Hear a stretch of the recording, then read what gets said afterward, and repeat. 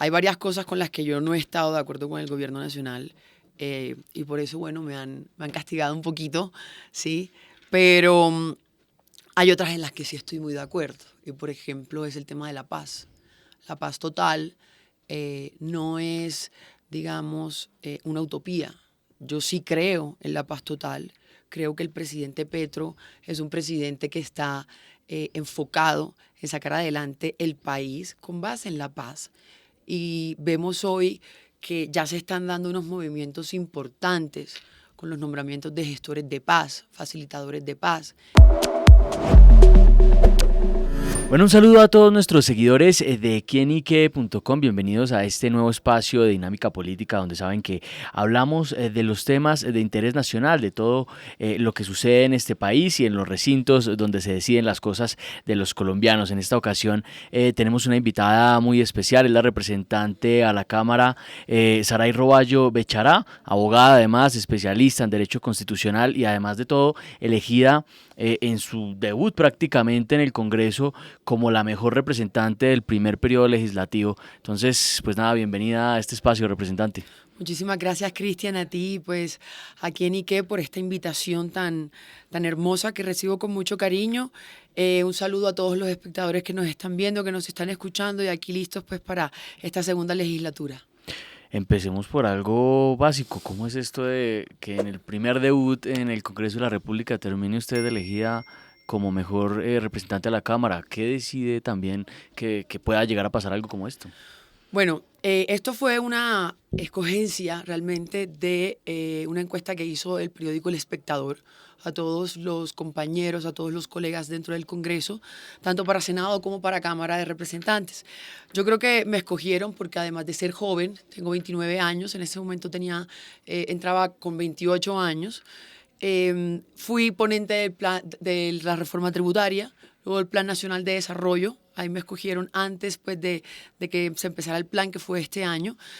Y pues desde que estuvimos en la reforma tributaria logramos muchas cosas beneficiosas para sobre todo la clase más vulnerable del país, que nosotros lo que queríamos era hacer un movimiento social de pasar las clases, de que las personas dejaran de ser pobres y pasaran a no ser pobres, que en Colombia, por ejemplo, son 5 generaciones que se demora en una familia pasar de pobres a no pobres, y entonces estuvimos muy enfocados en eso, con el tema de las tarifas del carbón, todo el tema de las zonas francas también, el tema de la canasta familiar, por ejemplo, le quitamos el impuesto a los plásticos de un solo uso de la canasta familiar, por ende, por ejemplo, una persona que va a una tienda, un campesino que necesita comprar arroz, ese plástico donde va a traer el arroz que hace parte de la canasta familiar, pues no va a tener el impuesto del plástico de un solo uso.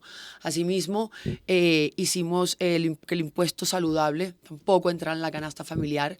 Creo que han sido logros importantes para beneficiar y para dignificar la vida del colombiano. Sí, no, un trabajo seguramente duro, además que el tema de la reforma tributaria era prácticamente, por así decirlo, en su momento, ¿no? Ahorita el partido de la U está pues en independencia, pero en su momento era casi que la primera medición de lo que fue la coalición de gobierno en su momento, y ser ponente además sugiere también como, me imagino, un estrés fuerte. ¿Cómo es para usted encontrarse con el Congreso? ¿Cómo le pareció la dinámica? ¿O se pudo mover, mejor dicho, como si estuviera en su salsa? Realmente yo vengo de una familia política, creo que eso se lleva en la sangre y bueno, el entrar al Congreso por ser mujer, por ser joven, también da un poco de susto porque, bueno, allá vemos que hay muchos hombres, sobre todo con mucha experiencia de muchos años, personas que llevan 20 años en las curules. Sin embargo, creo que la experiencia empírica desde la casa que yo he recibido y después también de una formación que tuve pues por mi carrera de abogada y también por ser secretaria privada de la ministra del Interior, Alicia Arango, en su momento, me formó y me dio, digamos, la capacidad y el carácter y discernimiento de poder hacer estas ponencias y los controles políticos también, además, en lo que es la Comisión Legal de Cuentas, en la Comisión Tercera, también citar al ministro de Hacienda, al presidente del Banco de la República y todas estas personas que, digamos, impactan todo el tema fiscal del país, y lo que necesitamos es eso. Desde la Comisión Tercera, de la cual hago parte, es revisar que las platas, los dineros, si se vean efectuados, que sí aporten y que impacten a la sociedad colombiana, pero en proyectos de desarrollo, en proyectos que beneficien la dignidad del colombiano y que beneficien sobre todo a los jóvenes. ¿Y cuál es su perspectiva, digamos, de esto hasta el momento? ¿El tema de manejo fiscal ha sido correcto? ¿Hay algo que mejorar? El tema de manejo fiscal, hay muchas cosas que mejorar. Desde la Comisión Legal de Cuentas, pues fíjate que nunca se ha fenecido una cuenta en todo el tiempo de los años del país. En este momento nos preocupa muchísimo el tema de la reforma laboral, a cual el semestre pasado tuvimos citado al presidente del Banco de la República, también al de la CARF, que es el de la revisión fiscal, y al ministro de Hacienda, porque esta reforma laboral, digamos, iba a impactar mucho en lo que era el informalismo. Entonces eso nos iba a quitar también muchísimas posibilidades de impacto fiscal. Entonces hay a veces las reformas, entonces ahí viene ya lo que es el control político, los debates de control político, para que precisamente podamos aterrizar bien lo que significa el impacto fiscal versus el impacto social. ¿Cómo beneficiamos la sociedad, que es poner a la gente formalizada en sus empleos, y que la informalidad pues no vaya entonces a entrar en la ilegalidad, que de pronto puede ser muchísimo más generador de empleo, porque la ilegalidad es eso, sino que la sociedad pueda tener sus primas, sus garantías, digamos, laborales al entrar al sector laboral? Si esa reforma laboral termina cayendo, ¿no? Fue, digamos, una derrota en parte para el gobierno, pero el gobierno todavía parece que no está convencido de no volver a lanzarla. Dice que la va a volver a lanzar con unas nuevas condiciones. ¿Cuál cree que puede ser el clima en el Congreso? Me refiero en materia de condiciones para que una reforma laboral pueda seguir adelante. Bueno, esa realmente no es de la comisión mía. Sin embargo, yo creo que están llegándose a algunos consensos. En ese tema se lo dejo más bien a los amigos míos de la Comisión Séptima, que nacen parte pues, de la U y están ahí bastante interesados en el tema.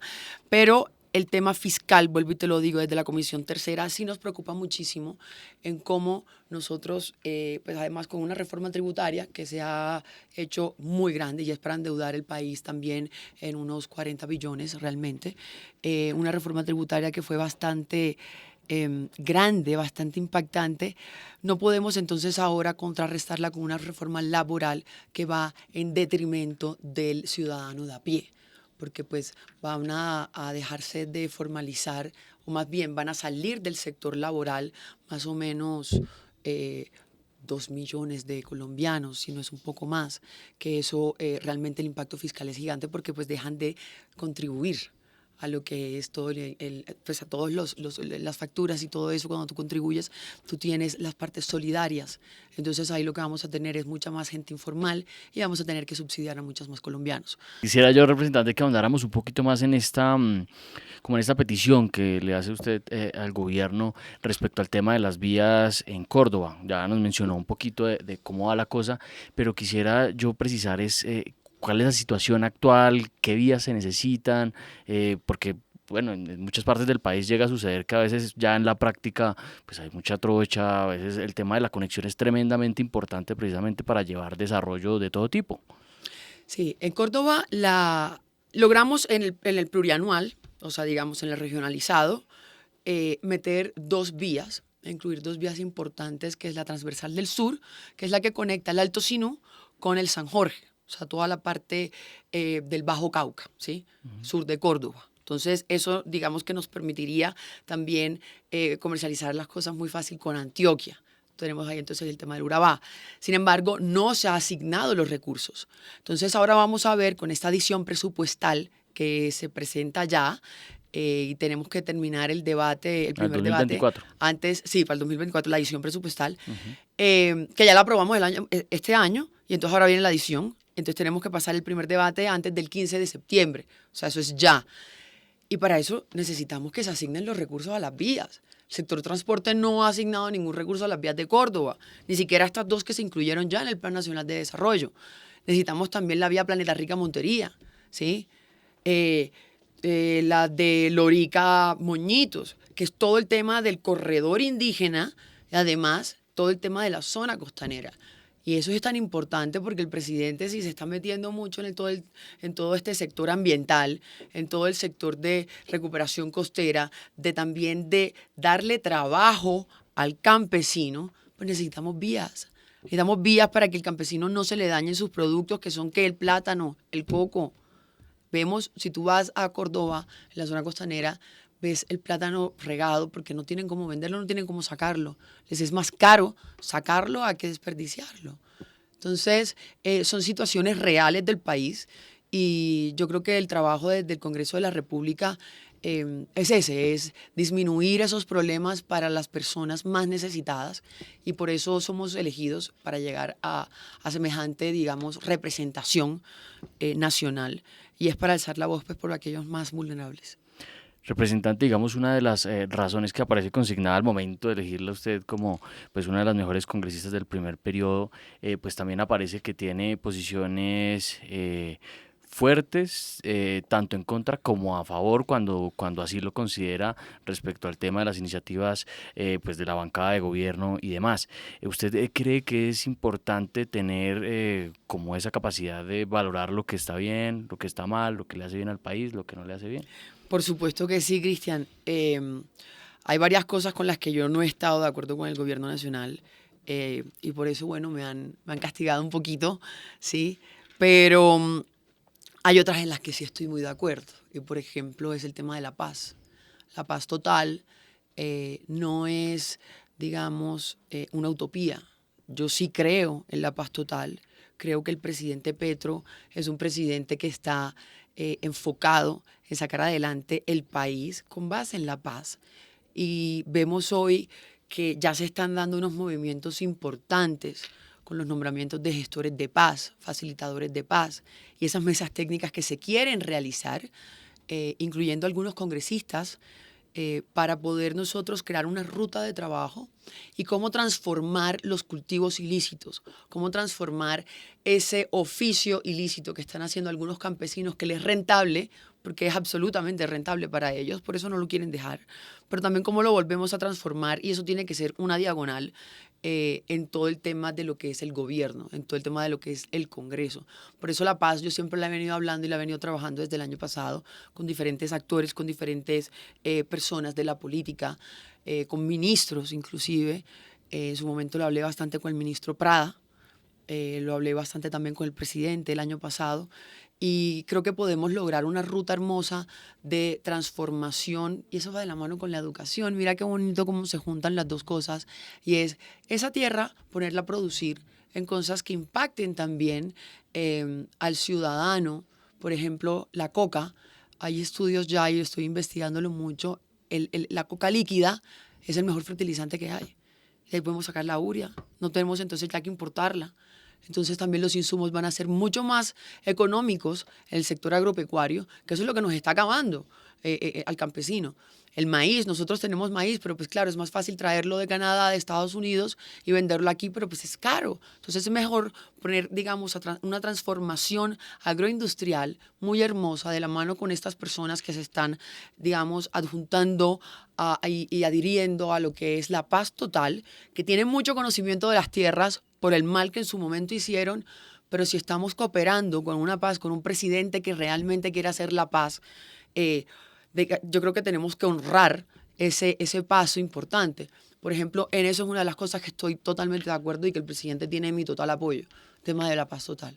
Bueno, no, bien interesante. ¿Y cómo se podría apoyar desde el Congreso? O más bien, bueno, digamos, ¿con qué iniciativa se podría reforzar todo este tema desde el Congreso?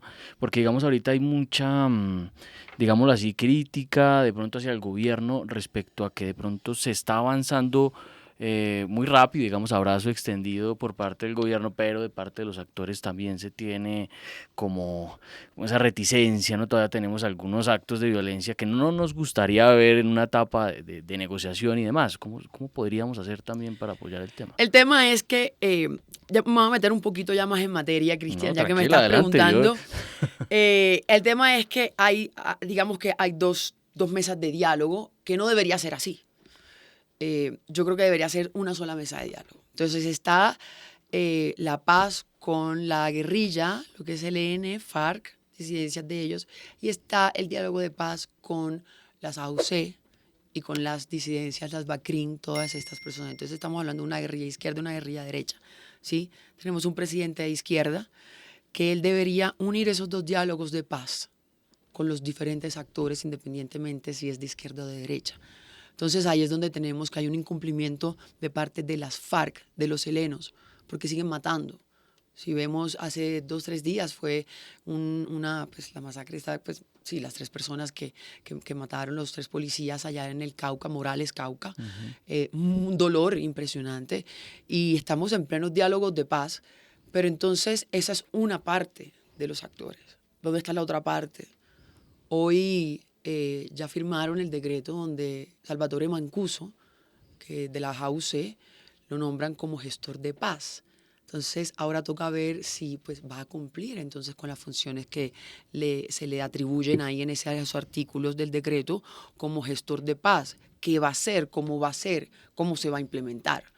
Ya hemos visto que los helenos no han cumplido muy bien su palabra. Me da mucho dolor con el presidente porque es un presidente que está presto a la paz total, presidente que está presto a hacer la paz, pero no le están cumpliendo. Entonces yo sí siempre hago el llamado, ¿qué es lo que pasa, Ministerio de Defensa? ¿Qué pasa? Si estamos en unos diálogos, no se están cumpliendo, ¿cómo vamos entonces nosotros digamos, a mermar esto? Entonces ahora estamos a la espera de que esta gestoría de paz que se acaban de nombrar hoy salga adelante y estamos a la espera de si va a ser fructífera o no. Y usted pues es de Córdoba, ¿no? Que ha sido cuidados, una región específicamente golpeada también por el tema del conflicto armado y demás. En este momento, ¿cómo está, digamos, los aires de paz todavía allá? ¿Se ha perdido un poquito o digamos, se mantiene? Allá la cosa, digamos que hay mucha violencia de robos y eso, mucha inseguridad social ahí dentro de los barrios, dentro de lo que es, pero la violencia de ataques, de muertes, de asesinatos, no la estamos viendo. Si en algún momento lo hubo fue cuando realmente estábamos empezando, creo que este año, y estaban apenas como que los diálogos empezando y hubo un tema de los gaitanistas, un poco de susto, pero eso paró. Yo creo que hoy con el nombramiento de Salvatore Mancuso como gestor de paz, creo que va a haber un aire diferente. Esperemos que sí, esperemos que pues, los helenos y la FARC también le bajen un poco a esos asesinatos y esta mesa de diálogo de paz se pueda unir con todos los actores, con las víctimas también, porque es que necesitamos realmente a las víctimas, a los actores principales, congresistas, ministerios, la ONU, ¿sí? También agencias internacionales, organizaciones internacionales que vengan a apoyar a todo el tema de la paz, porque este es el momento de hacerlo. Este es el momento de hacerlo. Bueno, representante, ya nos dijo en qué está a favor del gobierno, ¿no? Es que tenemos que aprovechar porque es una vocera importante además dentro del Congreso. ¿En qué no le parece que se esté haciendo bien o que se pueda hacer mejor en este momento? En este momento que se pueda hacer mejor, bueno, realmente bueno, muchas cosas, ¿no? Muchas cosas, pero lo que más me importa a mí en este momento es ponerle frente a las vías. Las vías son absolutamente necesarias. Es que la reforma laboral pase de una manera en donde no se afecte la formalidad. Porque estamos en una reforma laboral que se está es haciendo que los patronos, como se dice, pues, que las empresas retiren a sus empleados porque pues, les va a ser más fácil contratarlos sin pagarles las prestaciones sociales. Y es una realidad, así que es malo, sí, pero pues ese es el pensar del colombiano. Y así lo va a hacer. Entonces lo que queremos es, hombre, cobijemos a todo Colombia, a los colombianos más vulnerables, dentro de esa clase media, que es lo que se quiere, que el presidente siempre ha hablado, y la clase media es la que realmente fortalece la economía de un país. Aquí lo que vamos a abrir es la brecha entre ricos y pobres, porque esa clase media va a quedar en informalidad y no va a estar entonces contribuyendo a lo que es pues lo que todos los colombianos contribuimos al momento de nosotros pagar los impuestos, de hacer las rentas, de todo esto, y vamos ahí a tener muchas más diferencias sociales. Entonces, en eso sí es lo que me preocupa muchísimo. Tenemos una amalgama, digamos, de reformas que se avecinan, no sabemos todavía cuándo, porque digamos que estamos en en un momento, digamos, en el que el Congreso pues está como reacomodándose un poquito y bueno, y también están en alguna que otra cosa por ahí de cara a a las elecciones de octubre. Pero sí me gustaría ver que usted me dijera de pronto qué impacto cree que vaya a tener también toda la realidad política que estamos viviendo. ¿Podrá el gobierno cohesionar de nuevo fuerzas en el Congreso de la República de cara a las reformas? Yo la verdad creo que estamos todavía a la espera de que el Congreso se asiente nuevamente porque acabamos de empezar y está todo el mundo un poco disperso con las regionales. Es la realidad. La gente está, pues me incluyo, estamos todos pensando en las regionales, trabajando mucho hacia territorio. Sin embargo, creo que no les va a dar el tiempo al gobierno muy difícilmente de volver a tener una coalición fortalecida. Creo que cada vez más está un poco más débil. El presidente ha estado muy solo y pues también con todos los escándalos que han pasado. Sin embargo, creo que hay que salvar la institucionalidad. Yo creo mucho en la institucionalidad y el Congreso está fortalecido. Sin embargo, no está teniendo, digamos, un diálogo fuerte con el gobierno y por eso pues el partido de la U también se declaró en independencia.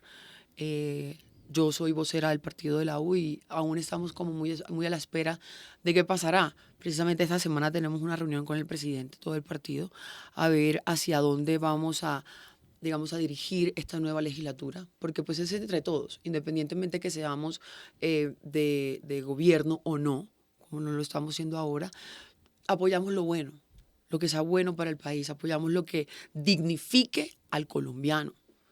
Apoyamos lo que genere economía al colombiano, que proteger la salud del colombiano, proteger el trabajo, la educación, la niñez, ¿sí? Entonces, todas estas cosas, yo creo que se llegan a acuerdos en su momento. Sin embargo, pues no hemos tenido, digamos, una línea. No te podría decir hacia ¿Creería que dónde aún vamos. son más los puntos en común que los que no los unen? No, yo creo que por eso nos salimos de la coalición, porque hay muchos puntos en donde precisamente no engranábamos del todo, y pues esa es la política. No podemos ser de gobierno cuando no podemos votar un proyecto de ley del gobierno siendo de gobierno, porque para eso tiene uno las coaliciones. Entonces preferimos estar desde la independencia y apoyar lo que se parezca bien y pues desaprobar lo que no.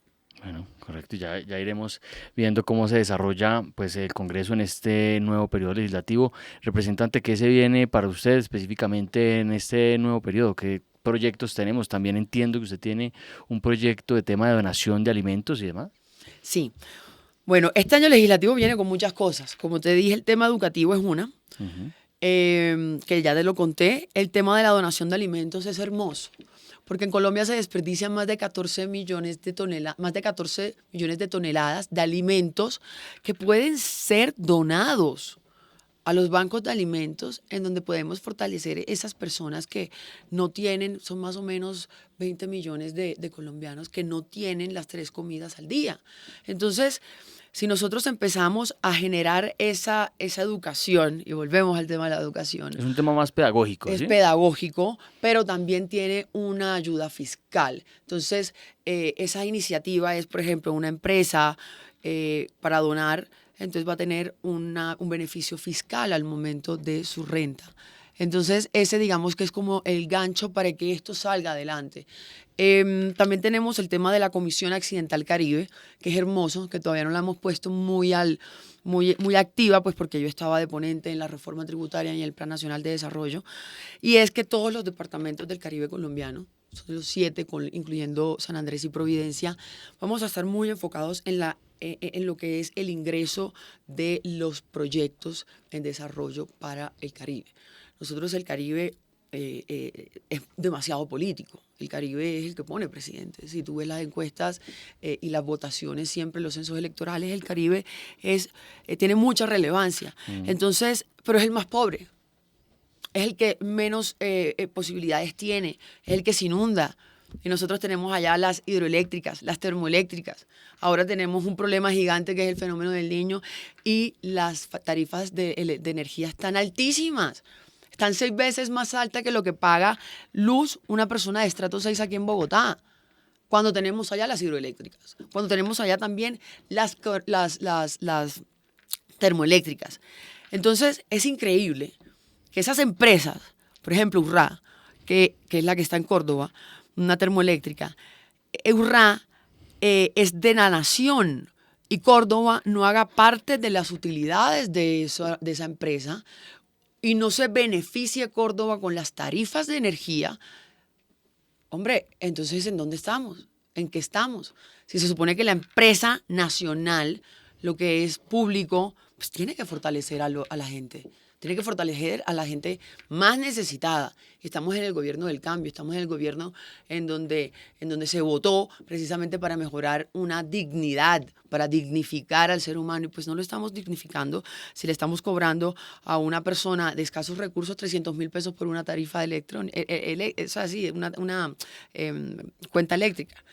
Una persona que tiene un abanico, una nevera, ¿qué más puede tener? Y ya, un televisor. Y con el fenómeno del Niño se le puede subir todavía. No, pues claro, más es que ya se esa están tarifa. subiendo. Entonces ya las tarifas están en 300.000 pesos. Estrato 2. Por Dios, es irrisorio, ¿sí? Teniendo las termoeléctricas y las hidroeléctricas. Entonces, desde la Comisión Accidental Caribe, nosotros vamos a estar muy enfocados en eso. También para la recuperación costera. Entonces vemos que el mar se está comiendo mucho territorio de Colombia. El litoral Caribe, el litoral, realmente ya estamos perdiendo kilómetros de terreno en todo desde lo que es San Andrés y Providencia y desde La Guajira hasta Antioquia, porque Antioquia también entra ahí en todo el tema Caribe, toda la parte del Urabá. Necoclí, todo eso. Y las fuertes maretas se están llevando las casas de la gente, se están llevando las playas. Entonces, a ver cómo logramos nosotros desde la Comisión Accidental Caribe con todos los representantes y los senadores, también quisiera llevarlo hasta el Senado, esta comisión, poder minimizar estos riesgos y mitigar la erosión costera. Cerremos con algo ya para, que yo sé que usted tiene la agenda ocupada, el tema del debate de los días sin IVA, que entiendo ya va triunfando en el segundo debate, pero ¿cómo vamos con esto? O sea, ¿por qué digamos, es importante rescatar esta medida del gobierno anterior? Quitémosle la palabra gobierno anterior, porque esto viene desde hace mucho tiempo. Esto viene desde... Mira, te lo digo yo que estuve leyendo el otro día y ahí eso está en el Congreso, en la Gaceta del Congreso, yo creo que desde 2002. Esto está viniendo, cogiendo un auge y nunca ha pasado. Ahora, vimos que con el gobierno anterior, hombre, la gente se benefició. Los costos, digamos, el pago que hizo la gente, lo que se recogió fue muchísimo más de lo que se vende en un día normal. Claro que se quita el IVA, sí, que el tema fiscal entonces deja de recibir, pero es que aquí volvemos al tema. El presidente, con este proyecto de ley, el presidente tiene la opción de decidir si se hace o no se hace, si se hace un día, 2 días o 3 días. Y también con las categorías, si es electrónica, si es de salud, si es de útiles escolares, si es juguetería. Mira, en la región tú vas, por lo menos ahora que estamos en campaña, y lo primero que te piden es, doctora, ayúdenle a uno con la lista. Y tú ves la lista y son la lista de los útiles escolares. ¿Tú crees que un día sin IVA, para esa gente de escasos recursos, no les beneficia para comprar sus cuadernos, sus cosas para los niños que van a estudiar? Van y compran y hacen su mercado y eso es ahorro programático, porque entonces ya saben que el día sin IVA es hoy estamos a qué, pues el 15, entonces el 20 de agosto, ¿sí? Y entonces ahorran para que el 20 de agosto ellos puedan ir a hacer eso. Entonces, ¿cómo podemos fortalecer también el tema fiscal? Eso, digamos que las tiendas ilegales, lo que son de todos estos San Andresitos y eso, pues claro, ya la gente no va a ir allá. Entonces van a ir a la tienda formal, si los éxitos, que si los... bueno, todas estas grandes cadenas que tienen todos estos elementos, estas categorías, y se hacen las facturas electrónicas. Entonces, cuando tú estás ya con la factura electrónica, generas también muchísimo más recaudo fiscal. ¿Por qué? Porque es que el ICA no se está quitando. La retención en la renta tampoco se está quitando, solamente se está quitando el IVA. Entonces, digamos que si lo sopesamos con lo que es la afectación fiscal, con lo que es el beneficio social de ese día, pues es maravilloso. Te gana la sociedad, te gana la gente. Y entonces algunos de los representantes decían, bueno, pero es que es la gente, digamos, con dinero la que sale a comprar. Pues no. O sea, nos hemos dado cuenta que es que también la gente que necesita también aprovecha. Entonces, eso queda potestad ya del presidente. Y en este proyecto del Día Sin IVA se priorizan todos los productos. Por ejemplo, si cogiéramos el tema de los electrodomésticos como televisores, ¿no? Que es como uno de los insignias ya del Día Sin IVA. En algún momento se hablaba de que se priorizaran marcas nacionales. En este caso sería para todos. El presidente lo escogería, sobre todo para beneficiar también las marcas nacionales. Pero por eso está a potestad del presidente. Él sabrá cuáles son las categorías. O sea, lo que se deja es abierta la puerta de que él lo decrete. La puerta. Y si él no lo quiere utilizar, pues no la utiliza. Entonces, no entiendo por qué la retaliación contra este proyecto de ley, si es que no es obligatorio, ¿sí? No es un mandato, es ya más bien opcional. Dejarlo como una herramienta, pues. Así es. Bueno, representante, pues muchísimas gracias por el tiempo para esta entrevista y esperamos verla aquí opinando sobre temas nacionales y demás, las puertas completamente abiertas. Muchísimas gracias, Cristian, y a todo el equipo de Quién y Qué. Bueno, un abrazo. Muchísimas gracias también a todos los que nos sintonizaron en esta entrevista y no olviden que aquí en quienique.com pues van a seguir encontrando este tipo de entrevistas en los que hablaremos de los temas de interés nacional y por supuesto no olviden que este medio es el placer de saber, ver y oír más.